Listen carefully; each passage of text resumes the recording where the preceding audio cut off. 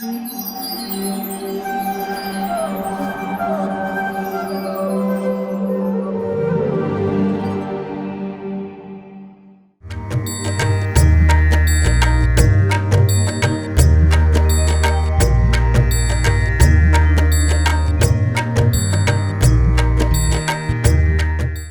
कृष्णा। इस कार्यक्रम में आप सभी का हार्दिक स्वागत है। हमारे वक्ता हैं श्रीमान अभिमन्यु प्राण प्रभु जी।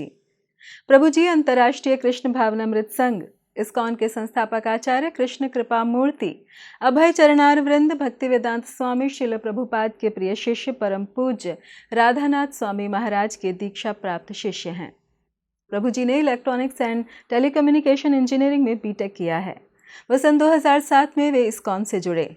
तत्पश्चात उन्होंने एक डिग्री इंजीनियरिंग कॉलेज में लेक्चरर के रूप में कार्य किया और फिर बाद में उन्होंने विभिन्न प्रमुख आईटी कंपनियों में सॉफ्टवेयर इंजीनियर के रूप में भी कार्य किया तथा आध्यात्मिकता की ओर गहन रुझान के कारण उन्होंने गोवर्धन इको विलेज के भक्ति वेदांत विद्यापीठ में सन 2013 में प्राचीन वैदिक शास्त्रों के ज्ञान पर अध्ययन किया तथा उन्होंने समाज में आध्यात्मिकता की आवश्यकता को देखते हुए भगवान नाम प्रचार व मानव जाति के कल्याण हेतु अपना संपूर्ण जीवन समर्पित कर दिया।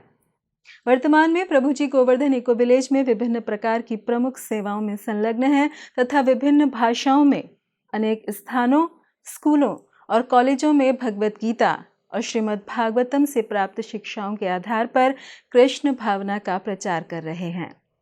तो आइए श्रवण करते हैं श्रीमान अभिमन्यु प्राण प्रभु जी के मुखारविंद से। धन्यवाद। हरे कृष्णा। हरे कृष्णा। दीपावली महामहोत्सव की इच्छाएं। तो आज हम चर्चा कर रहे हैं इस शुभ अवसर पर, दीपावली का इस शुभ अवसर पर हम कुछ चर्चा करेंगे कि इस महामहोत्सव का दीपावली जो हम पालन करते हैं इसके पीछे क्या लीला है, क्यों ये दीपावली पालन करते हैं इस भव्य रूप से, इसके पीछे क्या कारण है, इसको आज हम थोड़ा चर्चा करेंगे। तो ये जो दीपावली का दिन है, अमावस का दिन है, बोला जाता है कि इसी दिन भगवान रामचंद्र जब अयोध्या में थे, जब उनको वनवास हो गया था, 14 साल का वनवास जब जंगलों में भटकते हुए राम सीता लक्ष्मण घूम रहे थे, ये 14 साल तक अयोध्यावासी कोई भी त्योहार को नहीं पालन किए थे। ऐसा प्रतीत होता है मानो अयोध्या में कुछ भूकंप आ गया हो, अकाल हो गया हो। कोई भी अयोध्यावासी कुछ भी रंग बिरंग के कपड़े नहीं पहनते थे, कोई हर्ष उल्लास से कुछ त्योहार का पालन भी नहीं करते थे, हमेशा सुनसान होकर रहता था अयोध्या नगरी। लेकिन जब उनको पता चलता है कि भगवान राम ने रावण को वध कर दिया और इसी दिन भगवान राम अयोध्या में प्रवेश कर रहे हैं, और भगवान का जैसे ही प्रवेश होने का उनको पता चलता है, हर्ष उल्लास से सब लोग आनंदित होकर अयोध्या नगरी खिल उठता है। और भगवान, क्योंकि ये दिन अमावस का दिन था, पूरा अंधेरा था, तो भगवान आ रहे हैं तो उनको वेलकम अगर किसी को करते हैं तो आप कैसे पूरा अच्छे से लाइट लगाते हैं, सब दिए लगा के उनको वेलकम करते हैं, आने का रास्ता दिखाते हैं।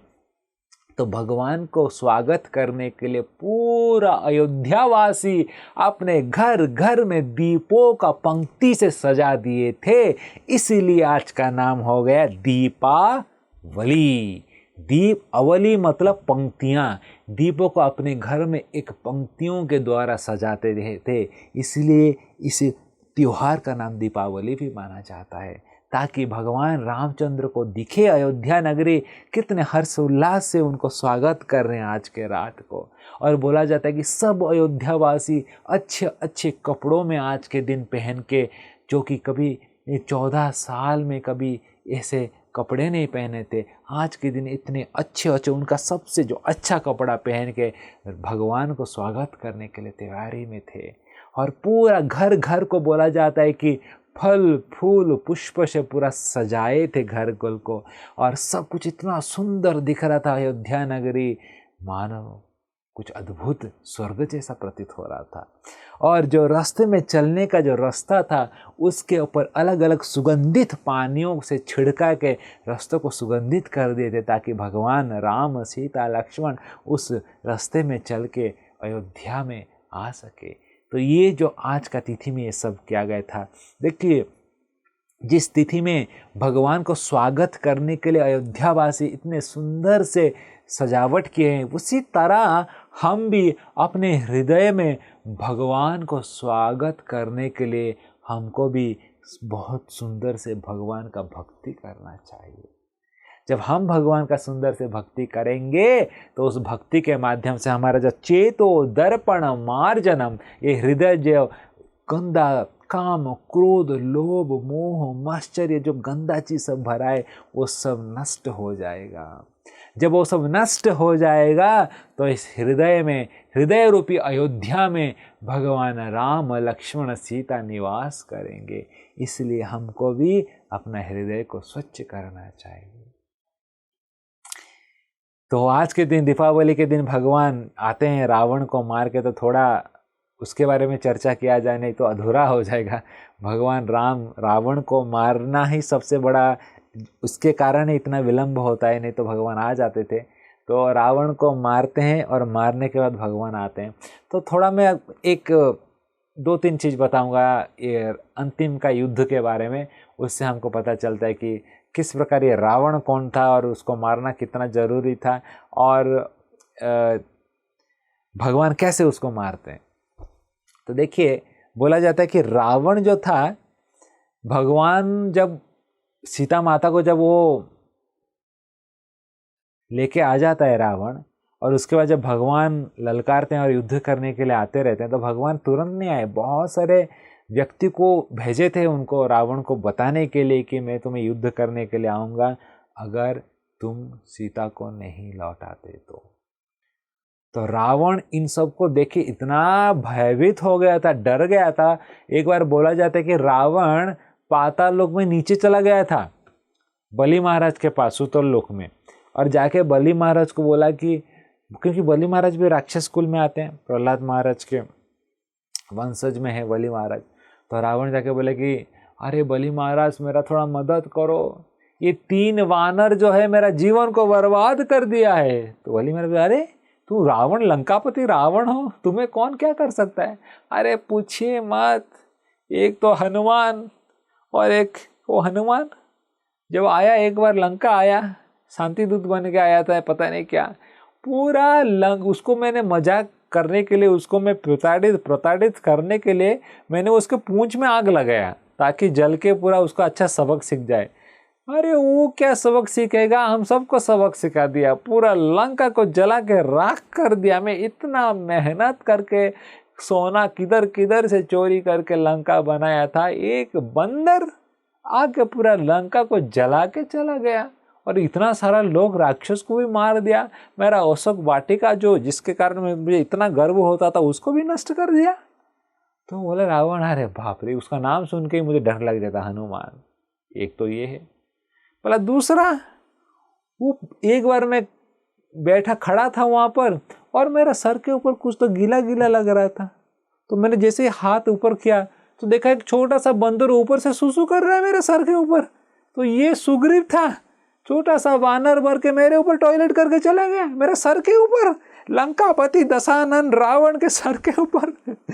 तो ये सुग्रीव को देख के मुझे इतना गुस्सा आता है, बोला कि मेरा नाक में दम करके रखा है ये 2 तो ठीक है, अभी तीसरा का नाम सुनो।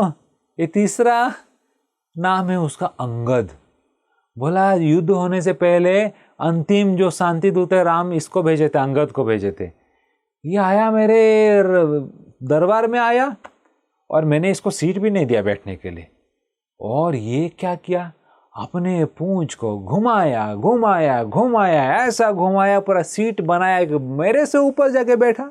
मैं इधर बैठा हूँ लंकापति, और मेरे से ऊपर जाके बैठा ये अंगद। मुझे भी क्रोधित आया, और ये मुझे ललकार रहा है कि अभी तक समय दे रहा हूँ, सुधर जाओ, सीता माता को लौटा दो, नहीं तो तुम्हारा विनाश सुनिश्चित है। सबके सामने मुझे ऐसा बोल रहा है।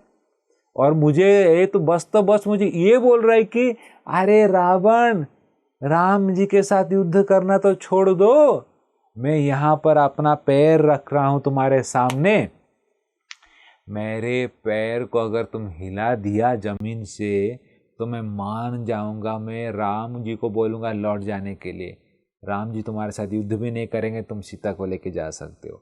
ऐसा ओपन चैलेंज किया भरी सभा में और अपना पैर दिखा रहा है।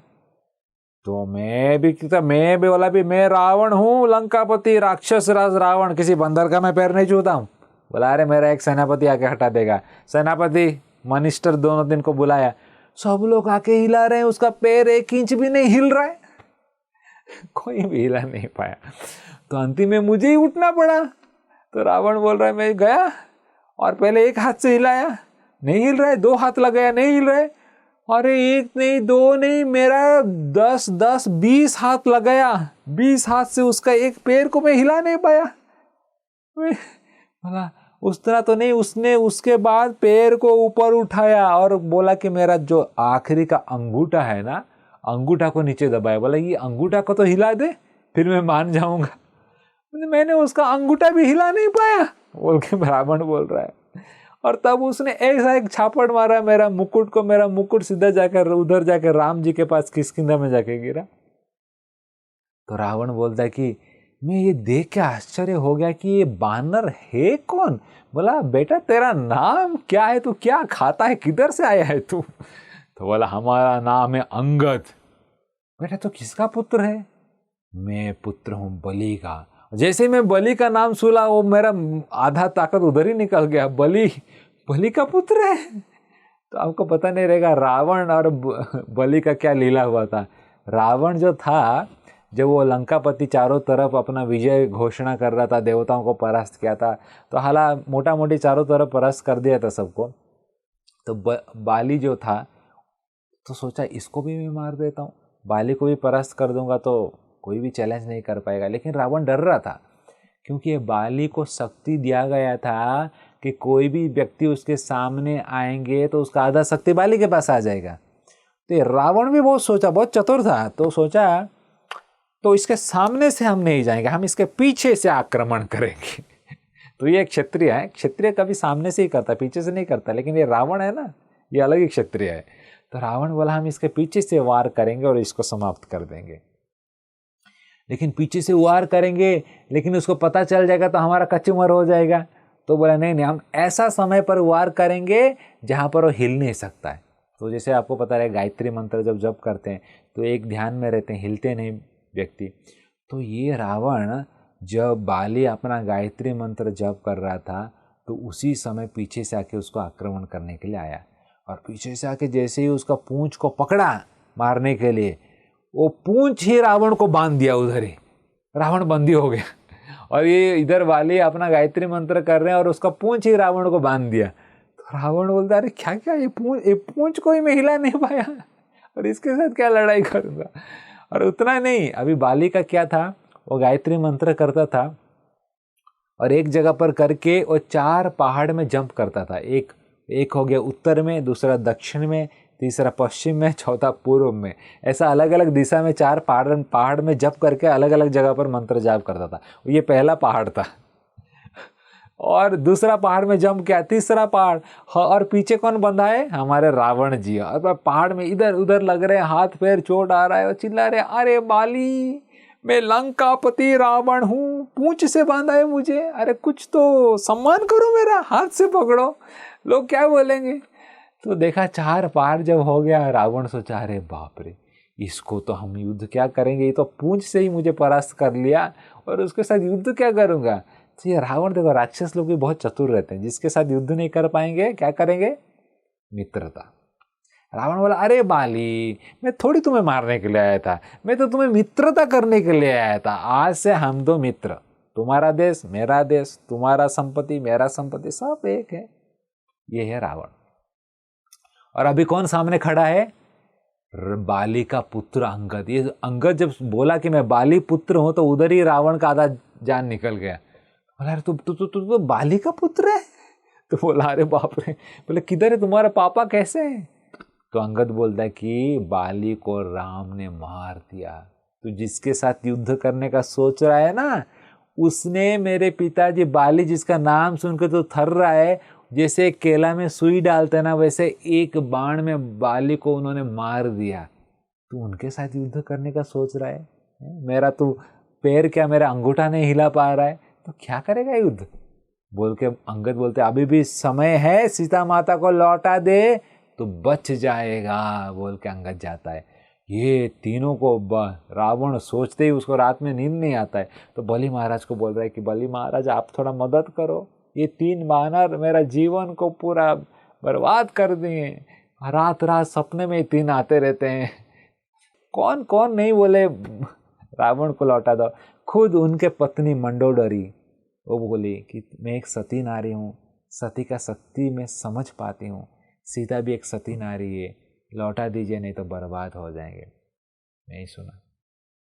खुद अपने भाई बोले, विभीषण बोले भाई लौटा दीजिए सीता माता को नहीं तो बर्बाद हो जाएंगे। उल्टा विभीषण को बोले कि तू मेरा शत्रु है, तू मेरा शत्रु का वाह वाह कर रहा है, तू है ही नहीं मेरा शत्रु है, और विभीषण को निकाल दिया आपने। कुंभकर्ण भी बोला जब उठा, बोले कि ये तो हमको गलत लग रहा है, पर स्त्री को आप ला के रखा है, ये तो ठीक नहीं है। लेकिन रावण वाला मैं तुम्हारा भाई हूँ ना, बड़ा भाई हूँ, मैं आदेश दे रहा हूँ। बोला आप आदेश दे रहे तो मैं लड़ाई करूँगा, लेकिन आप जो कर रहे हैं गलत कर रहे हैं। उनका भी नहीं सुना। बलि महाराज बोले, उनका भी नहीं सुना। हनुमान बोला, अंगद बोला, कितने, खुद सीता माता खुद बोली कि अरे रावण मूर्ख, अभी भी समय है, मुझे लौटा दो नहीं तो तुम बर्बाद हो जाओगे। जब हनुमान आए थे ना, तब सीता माता रावण को कितना बार बोली, सुधरा नहीं। इसलिए इतना सब कुछ होने के बाद भी सुधरा नहीं। तो बोलता ना विनाश काले विपरीत बुद्धि, व्यक्ति का दिमाग काम नहीं करता है। ये है रावण का मेंटालिटी। और इस रावण को ऐसा बोला जाता है कि आखिरी में जब राम जी युद्ध करने के लिए आए तो रावण का सबको मारने के बाद रावण का जो रथ को तोड़ देते हैं, उसको गधे को मार देते हैं, सारथी को मार देते हैं, सबको मार देते हैं, अकेला रावण खड़ा रहता है युद्ध भूमि में। और राम चाहते तो उसको भी मार देते, लेकिन राम ने मारा नहीं। और आखिरी में फिर से राम भगवान ने उसको बोले कि रावण तुम्हें मैं और एक मौका देता हूँ, घर जाओ और ठंडे दिमाग से सोचो और सीता को कल लौटा दो तो तुम बच जाओगे। लेकिन ये कौन सा कैटेगरी था? HNS, हम नहीं सुधरेंगे।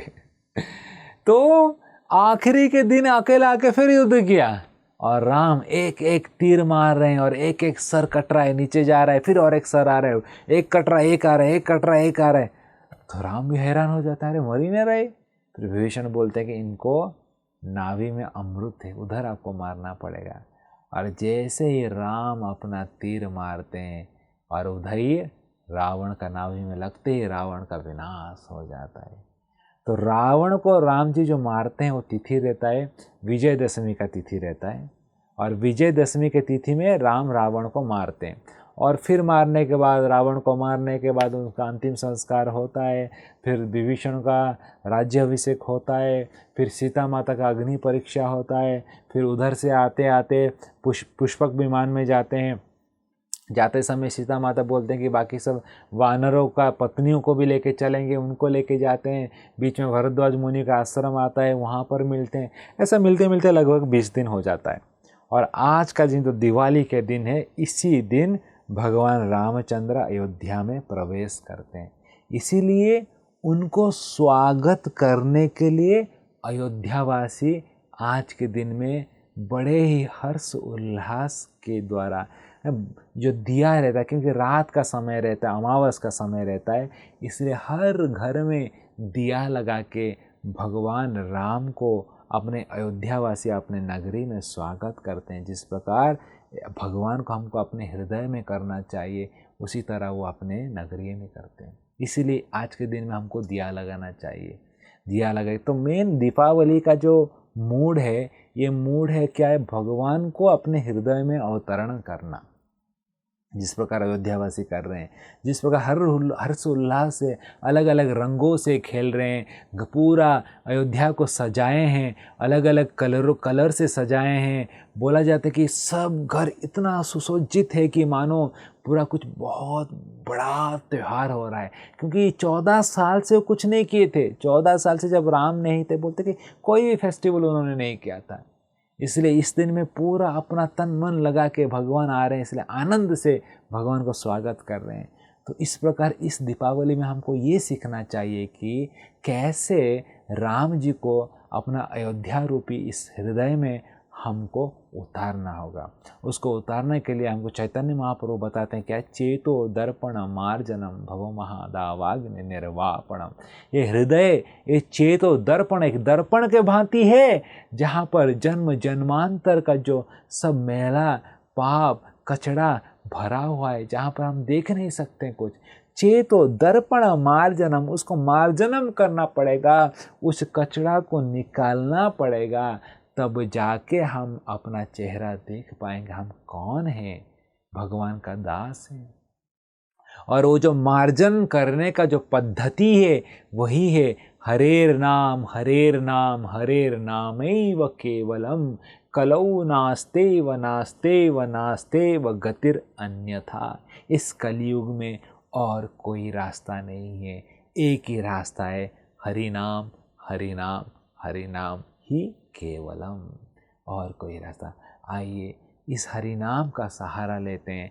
हरे कृष्ण कृष्ण कृष्ण हरे हरे, हरे राम राम राम हरे हरे। इस 16 अक्षर का जो ये मंत्र है, इस मंत्र को हर रोज जाप कीजिए। और जब इस मंत्र को निरंतर हम जाप करते हैं तो हृदय में जो जन्म जन्मांतर का जो कलमश है वो धीरे धीरे साफ हो जाता है।